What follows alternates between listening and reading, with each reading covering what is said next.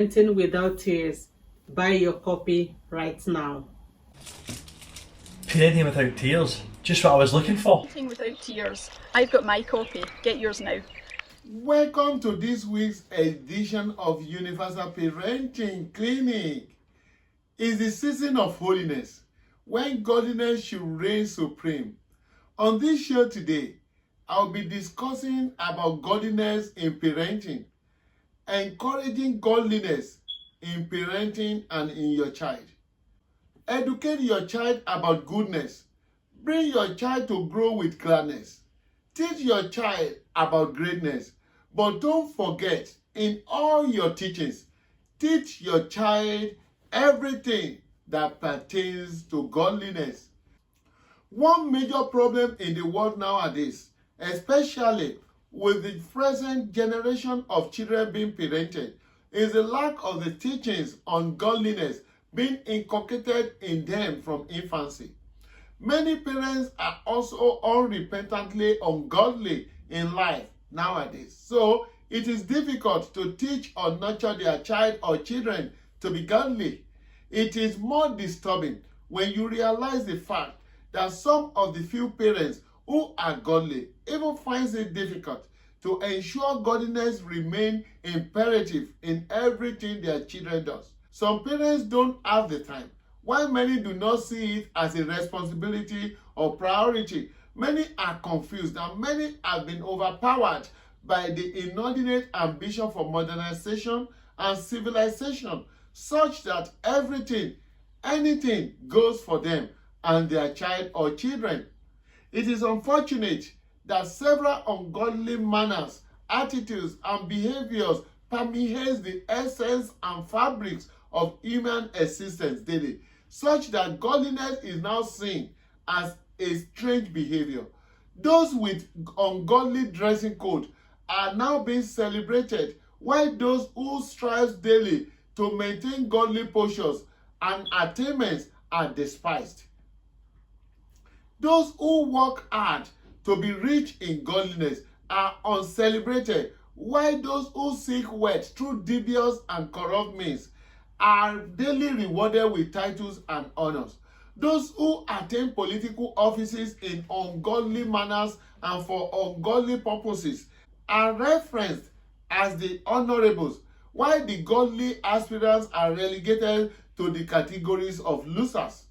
The reign of the devil with devilish maneuverings and behaviors, the dominance of evil, and man's wickedness to other men will continue to reign in the world for as long as parents continue to fail in their responsibilities to restore the basics of godliness in their children, and until godliness becomes the standard and norms for everything in life. Sinful habits and attitudes that previously were things of shame and reproach have now gained so much prominence and patronage that they have become the norms and standard. So much sexual perversions in the world, so much looting of the general treasury, so much fraud, so much dishonesty and falsehood, so much criminality and so much antisocial behaviors among the youth. It has reached such an alarming state that even those operating in holiness are being seen as the inferior group.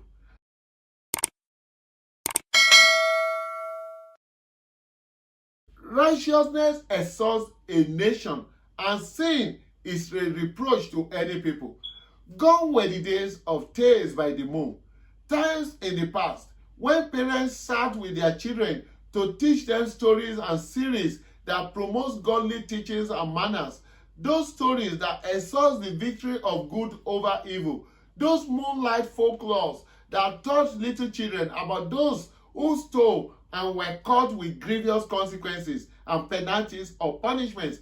Days when children were brought up knowing the do's and the don'ts and why they must run far from evil and evil ways.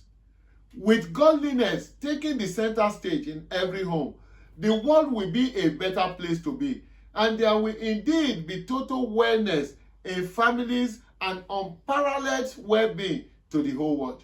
Everyone who wants to take up the responsibilities of parenting must be prepared to teach every child on everything about godliness, regardless of religious affiliation or none at all, because a child without proper parenting in godliness is a lost child.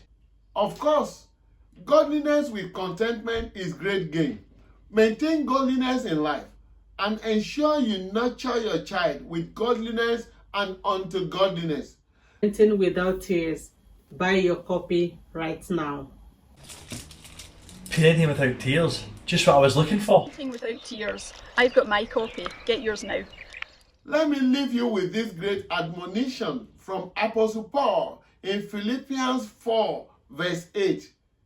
Finally, brethren, whatsoever things are true, whatsoever things are honest, whatsoever things are just, whatsoever things are pure, whatsoever things are lovely, whatsoever things are of good report, if there be any virtue, and if there be any praise, think on these things. Thanks to our numerous friends on Facebook who are watching this show passionately, always. Thanks also to those who have subscribed to our YouTube channel freely, and those who have bought their copy of the book, Parenting Without Tears. I do hope sincerely that you too will join this group of people today. Please subscribe now and follow us on our social media platforms. That's the show this week on Universal Parenting Clinic. I believe strongly that through this Universal Parenting Clinic and with proper understanding of the book Parenting Without Tears, together we all can promote wellness in families and in the world. We can stop the tears from children, parents, and families. We can kick racism, fraud, incivility, corruption, wickedness, several addictions, violence, and the series of antisocial behaviors out of our families and the whole world. And at the same time, we can promote all the positive desires and aspirations towards the well-being of the children, parents, and the world at large. Till I come your way again by God's grace.